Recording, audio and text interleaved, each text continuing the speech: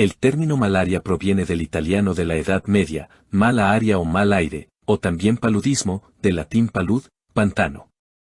La malaria ha infectado a los humanos desde hace más de 50.000 años, y puede ser considerado como el patógeno que ha atacado al género Homo durante la historia entera de nuestra especie. Se encuentran referencias de las peculiares fiebres periódicas de la malaria a lo largo de la historia, con referencias tan tempranas como el 2700 a.C. en China. El primer avance científico de importancia sobre la malaria se produjo en 1880, cuando el médico militar francés Charles-Louis Alphonse Laveran, trabajando en Argelia, observó parásitos dentro de los glóbulos rojos de personas con malaria. Laveran propuso por ello que la malaria era causada por un protozoario, la primera vez que se identificó a un protozoario como causante de una enfermedad. Por este y otros descubrimientos subsecuentes, se le concedió el Premio Nobel en Fisiología o Medicina en 1907. El protozoario en cuestión fue llamado Plasmodium, por los científicos italianos Ettari Marchiafava y Angelo Celi. Un año después, Carlos Finlay, un médico cubano, tratando pacientes con fiebre amarilla en La Habana, sugirió que también, al igual que en la fiebre amarilla, eran los mosquitos quienes transmitían la enfermedad de un humano a otro. Posteriormente, fue el británico Sir Ronald Ross, trabajando en la India, quien finalmente demostró, en 1898, que la malaria es transmitida por mosquitos. Ross demostró este hecho al mostrar que ciertas especies del mosquito transmitían malaria a pájaros y aislando los parásitos de las glándulas salivales de mosquitos que se alimentaban de aves infectadas. Por su aporte investigativo, Ross recibió el Premio Nobel de Medicina en 1902. Después de renunciar al servicio médico de la India, Ross trabajó en el recién fundado Liverpool School of Tropical Medicine y dirigió los esfuerzos de controlar la malaria en Egipto, Panamá, Grecia y Mauricio. Los hallazgos de Finlay y Ross fueron confirmados luego por un comité médico dirigido por Walter Reed en 1900, y sus recomendaciones implementadas por William Segorgas en medidas de salud adoptadas durante la construcción del Canal de Panamá. Este trabajo público le salvó la vida a miles de trabajadores y ayudó a desarrollar los métodos usados en campañas de salud pública en contra de la malaria. Distribución de la enfermedad. La malaria es una enfermedad endémica presente en África, Asia, Latinoamérica y Oceanía. Pero hace 100 años se extendía también por buena parte de Europa y Norteamérica, de donde ha desaparecido solo a resultas de la intervención humana. Originariamente asentada en el Viejo Mundo, la malaria era ya, con toda probabilidad, endémica en la Grecia del siglo IV a.C.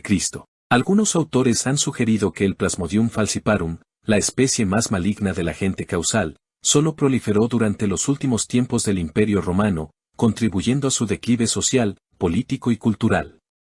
Sin desaparecer nunca del sur de Europa, la malaria resurgió con fuerza durante los siglos XVII y XVIII, cuando también afectó en brotes periódicos a áreas tan septentrionales como los Países Bajos, Alemania, el sur de Escandinavia, Polonia y Rusia. Tras la llegada europea al Nuevo Mundo, el paludismo se difundió con rapidez entre las comunidades precolombinas de las regiones más densamente pobladas y, junto con otras enfermedades infecciosas hasta entonces desconocidas en América, contribuyó de forma notable a la despoblación indígena. Precisamente del Nuevo Mundo procedió el tratamiento más temprano descubierto frente a la malaria, la corteza de quina, una familia arbórea originariamente localizada en Perú, que era utilizada por los quechuas para aliviar los escalofríos derivados de las bajas temperaturas. En la década de 1630 los jesuitas la introdujeron en Europa para tratar los escalofríos de las fiebres intermitentes. Su principio activo, la quinina, fue aislado en 1817 y fue el medicamento de elección tanto para el tratamiento como para la profilaxis de la malaria hasta la aparición. La quinina. La corteza del quino, que contiene quinina, era conocida por sus propiedades curativas por los nativos americanos, pero no se incorporó al acervo cultural europeo hasta que no fueron descubiertas sus propiedades antimaláricas. La fecha exacta de este descubrimiento es polémica, la malaria no existía en Sudamérica, así que los nativos no podían conocer sus propiedades antimaláricas.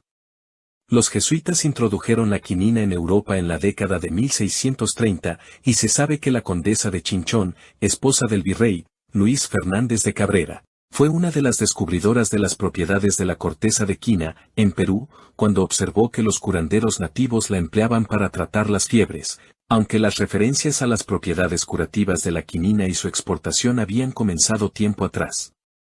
El nombre científico cinchona se refiere directamente a la condesa. Linneo transcribió el sonido español, chi, a la manera italiana, ci, lo cual era frecuente en la época. El uso a gran escala de la quinina como profiláctico tiene su origen en 1850, aunque su uso se remonta, en Europa, y sin aislar ni purificar, al siglo XVII. El quino sigue siendo la única fuente útil de quinina. Sin embargo, en tiempos de guerra, se intensificaron los esfuerzos para lograr su síntesis total. Los químicos americanos R. B. Woodward y W. Doerhin consiguieron sintetizarla en 1944.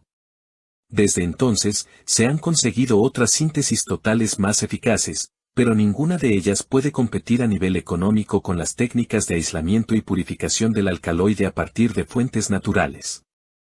El uso de la quina a dosis terapéuticas puede provocar cinchonismo, en dosis altas o casos raros. Puede ser incluso letal, provocando un edema pulmonar agudo y fulminante. En dosis muy elevadas puede provocar aborto espontáneo.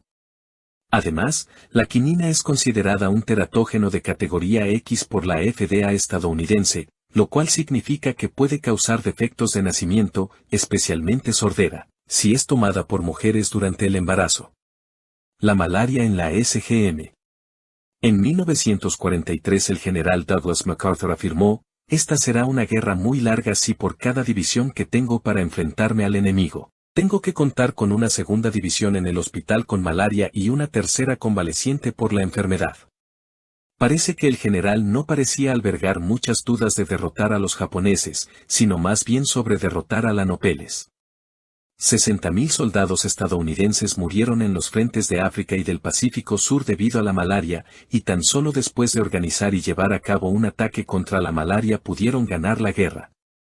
Las principales medidas llevadas a cabo durante este periodo consistieron en matar a los mosquitos. Se extendió el uso de los pesticidas y del DDT, de evitar la exposición de las tropas a los mosquitos, mediante repelentes y redes para los catres, y finalmente mediante el consumo sistemático de antipalúdicos. El árbol de la que se extraía, la cinchona, comenzó a ser cultivado en Asia, especialmente en Indonesia, que se convirtió en la mayor suministradora mundial de quinina.